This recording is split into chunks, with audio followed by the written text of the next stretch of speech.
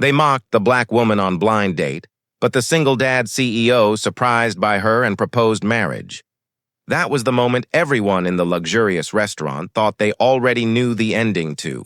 Another cruel joke, another scene where wealth and status crushed dignity. Yet what began as laughter and whispers would soon turn into silence and awe. She walked through the polished glass doors of the five-star restaurant, her golden gown flowing like liquid light. The chandeliers above cast a warm glow, but the room itself felt cold, filled with eyes that measured her worth before she had even taken a seat. Whispers rippled across tables, slicing through the music, carrying a poisonous rhythm of mockery. To the world watching, she was the wrong match, the wrong choice, the wrong woman. A black woman in a place where power, wealth, and privilege were guarded like treasure, and she was seen as the intruder. Their smirks, their stares, and their shaking heads told the story. She doesn't belong here, but she did not falter. Each step echoed like defiance against centuries of prejudice. She walked toward him, the man who sat at the end of the grand hall, a man whose reputation stretched far beyond this city. A CEO, a single father, a man used to commanding rooms, board meetings, and empires. Tonight, however, he wasn't commanding anything. He was waiting. A red rose rested gently in his hand, while his young daughter clutched a white one in her tiny fingers. The child's innocent eyes lit up when she saw the woman approaching, her smile untainted by the cruelness of the world around her, but the others weren't smiling. Their laughter lingered like smoke, toxic and suffocating, as if mocking the very idea that love could bloom between two people from such different worlds. What they didn't know was that this night, this very moment would end not in mockery, but in a revelation that none of them saw coming. A revelation that would prove love is stronger than hate, and dignity more powerful than wealth.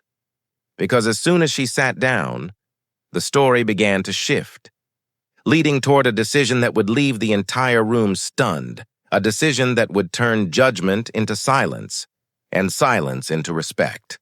The laughter hadn't stopped. Even as she sat down across from him, the room seemed to pulse with unspoken questions. Why her? Why now?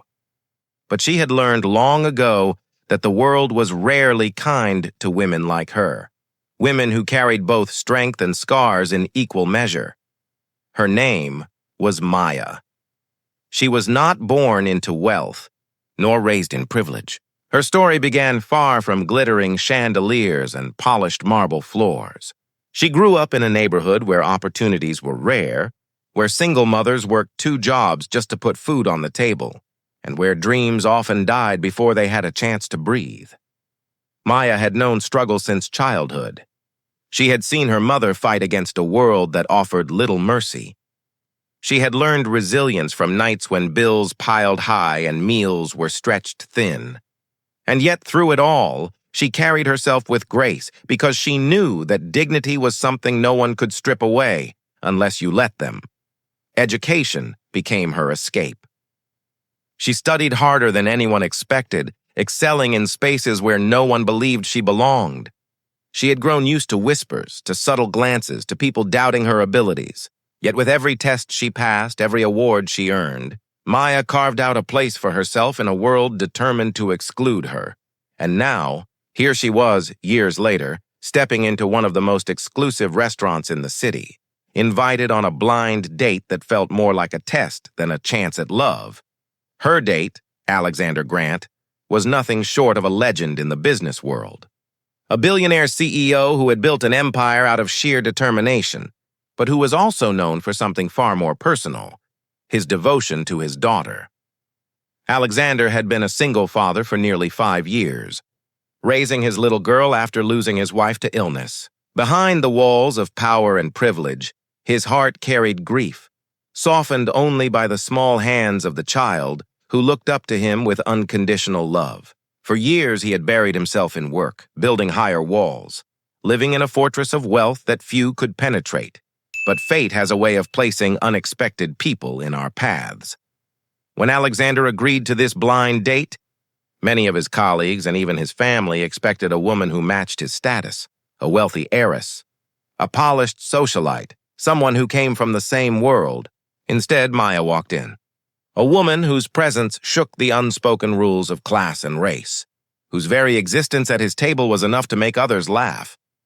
The waiters tried to mask their reactions, but Maya saw it in their eyes, the hesitation before pouring her water, the glance exchanged as though she were an imposter in a sacred space. She felt the heat of judgment burning into her skin from across the room, but then she looked at Alexander. He wasn't laughing. He wasn't whispering. He was watching her with an intensity that was hard to read. His daughter, sitting beside him, beamed at Maya as though she had been waiting for this moment all her life. The innocence in that child's smile reminded Maya of something she almost forgot, that sometimes children see what adults cannot. The first minutes of the evening stretched long, thick with tension. She could feel the weight of the crowd pressing against her, as if every pair of eyes demanded her to fail, to falter, to leave. But she sat tall, her shoulders back, her chin lifted, not as an act of pride, but as an act of survival. Because Maya knew one thing: she had nothing to prove to them. She wasn't here to win their approval. She was here to see if love could exist in a space that tried so hard to deny it. As the evening unfolded, something remarkable began to happen. The more she spoke, the more Alexander listened, not with polite nods, but with genuine interest. He asked about her life, and she told him the truth.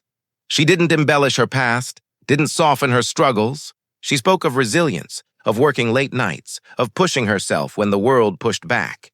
She spoke of how she had built her own small business from the ground up, serving her community in ways that mattered more than wealth ever could. And as she spoke, the laughter in the background began to fade, replaced by the quiet hum of curiosity. People leaned in, trying to hear. Whispers shifted. What started as mockery slowly turned into something else: confusion, disbelief, even admiration. But Maya didn't care about their shifting opinions. She cared about the way Alexander's eyes softened when he looked at her. She cared about the way his daughter held on to her rose, glancing at Maya with hopeful eyes, as if silently wishing for something she couldn't yet name. By the end of the meal, the room was still divided, some still sneering, others silent. But one thing had become clear. This was no ordinary blind date. This was the beginning of something far greater than anyone could have predicted. And for Maya, it was the start of a storm. Because where love dared to bloom, prejudice was always waiting to crush it. The evening at the restaurant ended, but the echoes of that night lingered. Maya went home with a mix of emotions swirling inside her, part disbelief, part curiosity, and part fear. She knew what had just happened wasn't ordinary. Blind dates didn't usually come with chandeliers, whispered judgment, and billionaire CEOs. And yet, something about Alexander's gaze, something about the warmth in his daughter's innocent smile, stayed with her long after the night was over. Alexander, too, felt a shift. He had gone into the evening expecting little more than polite conversation, perhaps even another disappointment in his attempts to let people set him up. But instead, he found himself captivated, not by Maya's beauty alone, but by her strength. He saw how she held her head high, how she never once bowed under the weight of those who mocked her. He saw a woman who had carved her place in the world, even when the world wanted her gone. But the world rarely allows such connections to bloom without resistance. Within days, whispers turned into headlines. The wealthy circles Alexander moved in were quick to judge. Society pages, gossip blogs, and even business reporters began speculating about the mysterious woman he had been seen dining with. Pictures had been taken at the restaurant, grainy but enough to show Maya's presence. The captions were cruel. CEO's blind date shock, a mismatch or a statement? Maya hadn't asked for this. She had never wanted the spotlight. Yet here it was, shining harshly, ready to magnify every detail of her life. The small business she ran, a community-focused art studio for underprivileged children, was suddenly under scrutiny. Parents whispered if she could still be a role model. Strangers questioned if she was using him to climb ladders she never asked to climb. And then came the harsher blow. Alexander's own family. His parents, old money steeped in tradition, were furious. They had tolerated his independence as long as it didn't threaten the family's image. But Maya, to them, she was a scandal, a distraction, a stain on the legacy they worked so hard to preserve. Alexander's mother said it plainly one evening in the privacy of their estate. "You've lost your mind. A woman like her will never be accepted in this family. Do you know what people are saying? Do you know the damage this could do to our name?" But Alexander wasn't swayed. He had built his empire on decisions that went against expectations, and this was no different. Yet even he underestimated the storm that was coming. For Maya, life grew heavier. At her studio, someone vandalized the windows with cruel slurs, spray-painted in red that refused to wash away easily. At the grocery store, strangers stared longer, whispered louder. Friends who once stood beside her began to distance themselves, afraid of being caught in the tide of judgment. Through it all, Alexander stayed close. He visited her studio, played with the children, and stood beside her when cameras appeared outside her door. His daughter, innocent and unbothered by the cruelty of adults, clung to Maya with a trust that words could never capture. But trust could not erase the pain. One night, after yet another cruel article had been published, Maya sat alone in her apartment, staring at the glowing screen of her phone. Her reflection looked back at her, tired and worn. The story headline screamed, "Billionaire CEO's reckless choice, is this love or lunacy?"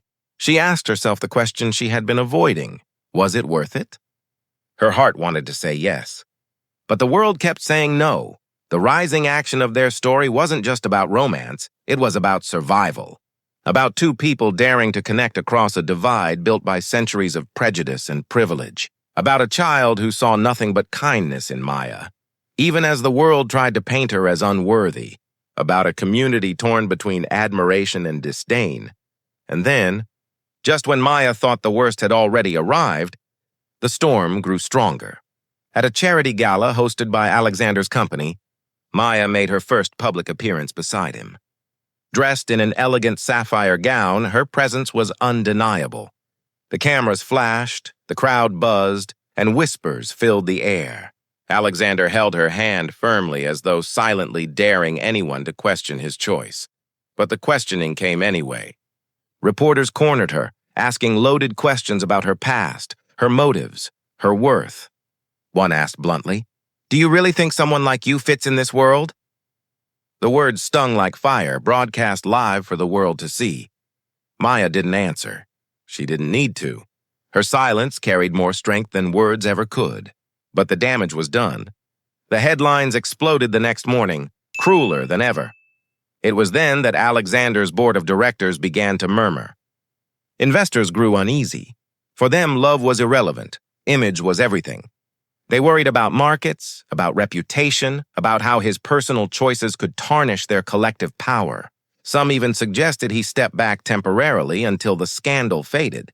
And in the middle of all this chaos was Maya, tired, bruised by words, yet still standing. Her heart was torn between stepping away to protect him and daring to believe that their love could survive the world's hatred. The rising tension stretched, pulling at every seam of their story. Each day brought new challenges, new whispers, new reasons to give up. Yet with every challenge, the bond between Maya and Alexander deepened. She found strength in his unwavering support, and he found hope in her resilience.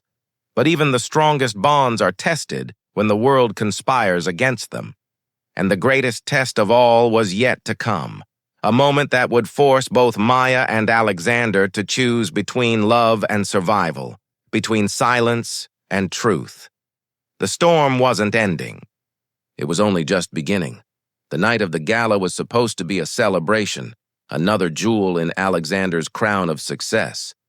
The ballroom sparkled with golden light, chandeliers dripping with crystal, tables lined with the city's most powerful figures. But beneath the glamour was tension, a current that seemed to crackle the moment Maya entered the room at Alexander's side. She looked stunning, her gown hugging her frame with elegance, her hair styled in soft curls that framed her face. She stood tall, her hand in his, but her eyes caught the stares, the whispers, the subtle sneers that clung to her like shadows. She had expected this, but expectation never dulled the sting. As the evening progressed, the whispers grew bolder. Glasses clinked, laughter echoed, but much of it wasn't joy. It was mockery. Every time Maya laughed softly at something Alexander said, a cluster of onlookers exchanged glances, their eyes narrowing as though she had no right to share in his world. And then came the moment that broke the fragile calm. During Alexander's speech, where he thanked his partners and spoke of the company's future, a voice cut through the applause, sharp, cruel, designed to wound. "Tell us, Alexander," the man called out from the back of the room, his tone laced with venom. "Is this the image you want for your company? A billionaire with a charity project on his arm?" The room fell silent. Gasps rippled across the hall. Every eye turned, first toward the man, an influential investor, known for his arrogance, and then toward Maya. The words hung heavy, each syllable echoing with the same old prejudice, the same old attempt to reduce her to nothing. Maya felt the heat rush to her face. Her chest tightened, her hands trembled. This was not just mockery. It was humiliation, delivered in front of hundreds, designed to break her. She could hear the whispers growing louder. "He's right. She doesn't belong here." For a moment, time froze. She wanted to run, to escape the suffocating weight of their stares. But before she could move, Alexander set down his microphone and stepped forward. His voice, calm but firm, carried across the room. "No," he said, locking eyes with the man who had spoken. "This is not a charity project. This is the woman I love. And if anyone here has a problem with that, the door is right behind you." Gasps again, this time sharper, more stunned. Alexander's words sliced through the room like thunder. But even his declaration couldn't erase the humiliation Maya felt. For every gasp of surprise, there were still glares of resentment, still sneers of disdain. The gala spiraled. Some applauded Alexander's bravery, but others shook their heads, muttering about lost respect, about tarnished images. Maya stood in the eye of the storm, her body rigid, her heart pounding. This was her greatest fear realized, not just the whispers, but the open public rejection of her existence. By the end of the night, Maya slipped away quietly, unable to bear the weight of it all. She walked alone through the city streets, her gown trailing behind her, her heart heavy with shame. She thought of her mother, of her childhood, of every battle she had fought to stand tall, and for the first time in years, she felt herself bending under the weight. Back at home, she stared at her reflection in the mirror. The gown, the jewels, the makeup, they all felt like costumes, disguises hiding the truth the world refused to accept. She whispered to herself, "Maybe they're right. Maybe I don't belong." But as the tears threatened to fall, a knock echoed at her door. She opened it to find Alexander standing there, his daughter asleep in his arms, her tiny hand clutching the red rose she had carried that first night. "Maya," he said softly, "don't let them decide who you are. Don't let their hate define your worth." She looked at him, at the child who smiled even in her sleep, at the man who had risked everything to stand beside her. And in that moment, Maya realized the truth. She was not fighting for acceptance from strangers who would never see her. She was fighting for love, for dignity, for the chance to write her own story. The climax wasn't just the public humiliation, it was the choice that followed. Would she walk away, letting society win, or would she stand taller, holding on to the love that refused to let her go? Maya chose to stand, and with that choice, the storm began to shift, not ending, not vanishing, but transforming into something she could endure, something she could rise above. The morning after the gala, sunlight poured gently into Maya's apartment. She stood by the window sipping tea, her eyes swollen from the night before, but her spirit steadier than it had been in hours. Outside, the city carried on as if nothing had happened, cars rushing, people laughing, life moving forward. And perhaps, Maya thought, so should she. When she turned, she found Alexander still there, seated on the couch with his daughter curled against him. He looked at her the way he always had, not with pity, not with apology, but with unwavering admiration. "You don't need their approval," he said quietly. "You never did. You belong anywhere your heart takes you. For the first time since the humiliation, Maya smiled. A small smile, fragile but real. The days that followed were not easy. The headlines buzzed with gossip. Investor walks out on Alexander. Maya at the center of scandal. Social media flared with hate, but also with support. Strangers shared her story, writing words like strength, dignity, courage. Maya realized something profound. Her pain had become her power. The very moment meant to break her had sparked a conversation larger than herself. And so, instead of hiding, she stepped into the light. She spoke openly about her experiences, at schools, at community centers, even on television. Each time she told her story, someone in the audience nodded through tears. Someone whispered, "That's my life too."